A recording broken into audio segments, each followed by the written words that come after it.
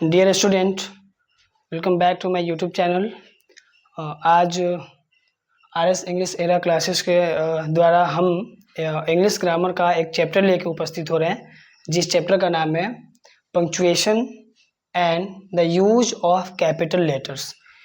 यानी कि हम किसी भी सेंटेंस में पंक्चुएशन मार्क्स का या जो कैपिटल लेटर्स का इस्तेमाल है वो कहाँ करते हैं, यानी कि यूजेज कहाँ करते हैं।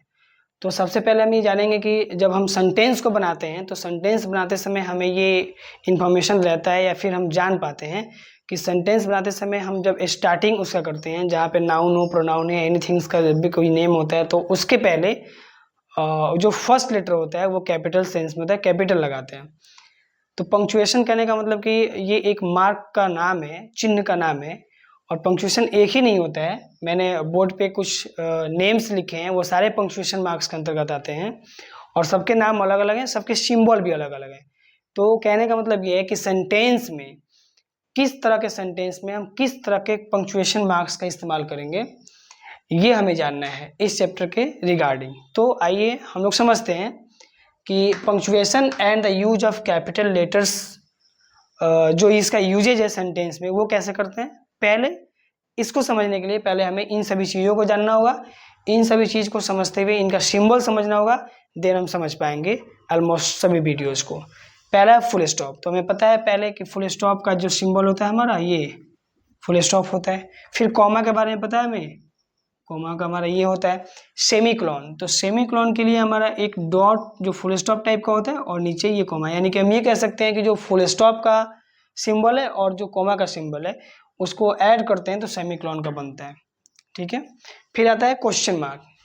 तो क्वेश्चन मार्क का ये हम सब जानते हैं। अच्छा, उसके बाद है एक्सक्लेमेशन मार्क, तो इसके लिए ये सिंबल होता है। फिर हम आते हैं हाइफेन पे। तो हाइफेन के लिए एक छोटा सा माइनस टाइप का जो सिंबल होता है ये होता है। फिर आते हैं डैश। डैश दो सेम वर्ड, सिमिलर वर्ड या किसी दो वर्ड के बीच में थोड़ा सा डिफरेंस बताने के लिए होता है, इसलिए इसका सिंबल भी इसके जैसा होता है, हाइफेन जैसा, बट ये थोड़ा सा बड़ा होता है। तो डैश के लिए हम ऐसे कह सकते हैं। ठीक है। एक होता है ये अपस्ट्रॉफी।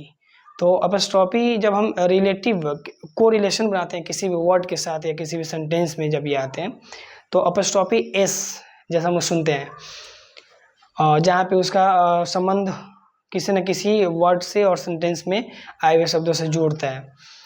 तो अपस्ट्रॉफी के लिए हम ऊपर से ये लाते हैं, हालांकि जैसे हम लोग एस लिखते हैं और काट के फिर ऊपर से ऐसे लिखते हैं तो इसका मतलब होता है ऊपर से, हम लोग ये समझ सकते हैं। ठीक है। तो अपस्ट्रॉफी है। उसके बाद एक आता है इन्वर्टेड कोमा, जैसे हम यहाँ समझ सकते हैं उसको, इन्वर्टेड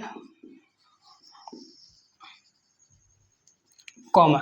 इन्वर्टेड कॉमा में क्या होता है, ये कभी कभी सिंगल इन्वर्टेड कॉमाज भी होता है, कभी कभी डबल इन्वर्टेड कॉमाज भी होता है। तो हम इसको याद रखेंगे ऐसे, अगर सिंगल की बात है तो ऐसे, और अगर डबल की बात है तो दो बार नीचे से ऊपर की तरफ, ऊपर से नीचे उतरते हुए दो बार, ये हमारा मार्क हो गया।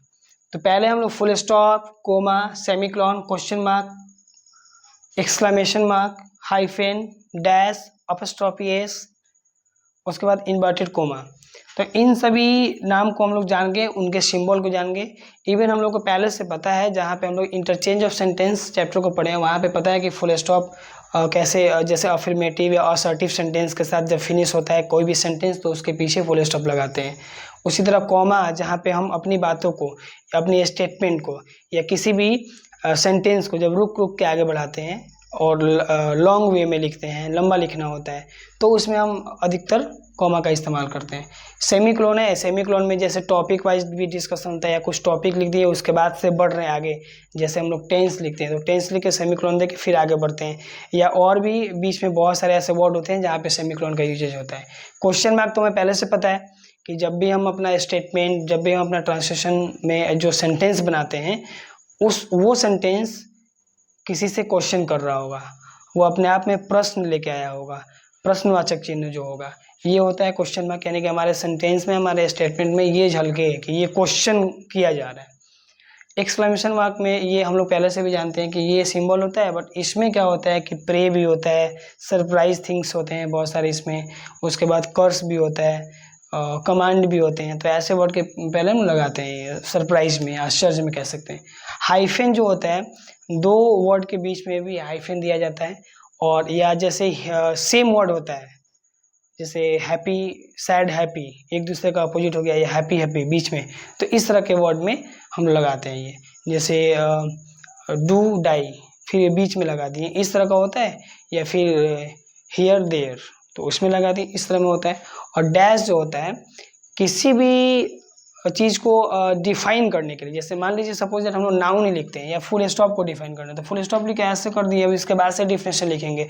अमूमन जब हमने क्लास में अपने बच्चों को लिखाते हैं what is noun what is pronoun, तो कभी कभी ऐसा भी होता है कि प्रोनाउन लिख के डैश दे दिए, नाउन लिख के डैश दे दिए, तो डैश दे दिए, उसके बाद से उसका डिफिनेशन यानी परिभाषा लिखना होता है, तो वहाँ पे एक लंबा ये जो लाइनिंग होता है उसका प्रयोग करते हैं। अच्छा, उसके बाद होता है अपस्ट्रॉपी एस। तो जैसे यह मेरा मार्कर है, तो इसको मार्कर में से अगर कैप को निकाल देते हैं, तो ये कहेंगे मार्कर्स कैप।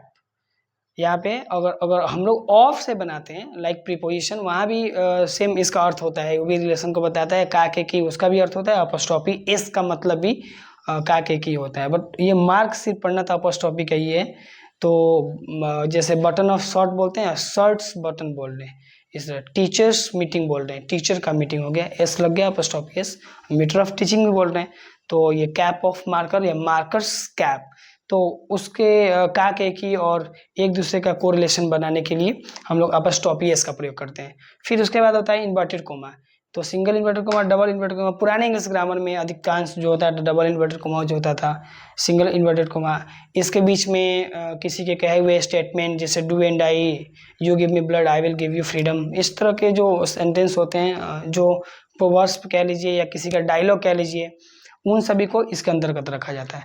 अब इस पूरे कंसेप्ट में अब एक रूल हम चाहेंगे कि एक रूल लिखा जाए, जैसे रूल नंबर 1।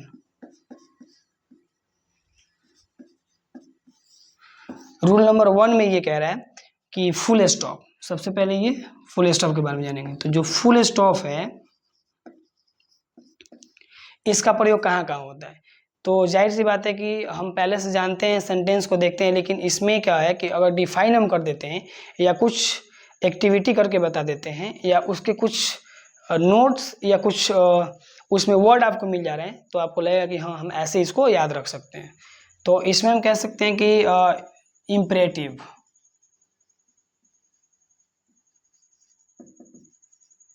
इम्परेटिव सेंटेंस हो,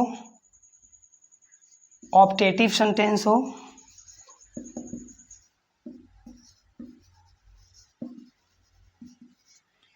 या एक्सक्लेमेटरी।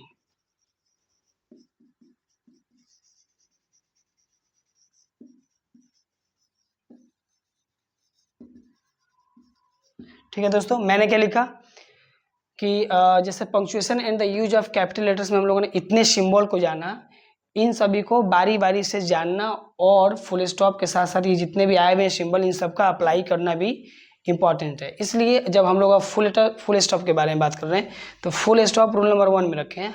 हालांकि फुल स्टॉप के बाद इन सभी को ही पढ़ना है, इन सभी को जानना है बारी बारी से।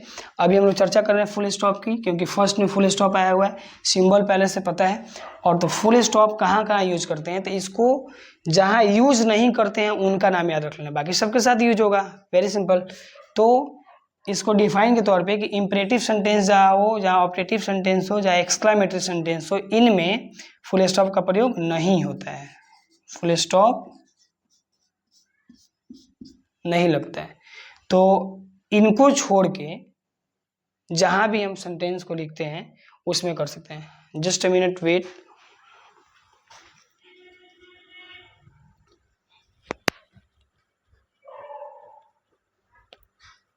यस, ठीक है। तो जैसे ये मैंने जब इसका डिस्कशन कर रहा था मैं, तो मैं इस पे बात कर रहा था एक्सक्लामेशन वर्क मार्क पे, ठीक है। तो एक्सक्लामेटरी वर्क में ही या एक्सक्लेमेटरी मार्क में ही, जैसे सेंटेंस में भी एक्सक्लामेटरी सेंटेंस बनेगा, तो उसमें इम्परेटिव, ऑप्टेटिव और एक्सक्लामेटरी, इन तीनों को इसके अंतर्गत ही रखा गया है, ठीक है। तो ये भी कह सकते हैं कि एक्सक्लामेटरी मतलब तीनों में मार्क यही आता है। तो अगर इन तीनों से संबंधित हो सेंटेंस तो वहाँ पे हम फुल स्टॉप का यूज नहीं करेंगे। बाकी सभी सेंटेंस के साथ, चाहे वो अफर्मेटिव, असर्टिव हो या नेगेटिव हो, उनके साथ हम करेंगे। इंट्रोगेटिव के लिए तो ये बना ही है क्वेश्चन मार्क, तो ऐसा कहेंगे जैसे गो देयर। अगर इस तरह का सेंटेंस लिखते हैं, चाहे भले ही ऑर्डर या कमांड हो, लेकिन ये नहीं इम्परेटिव का हिस्सा है, नहीं ऑब्जेक्टिव का, नहीं एक्सक्लेमेटरी का, तो इसलिए यहाँ पे हम फुल स्टॉप के साथ खत्म करेंगे।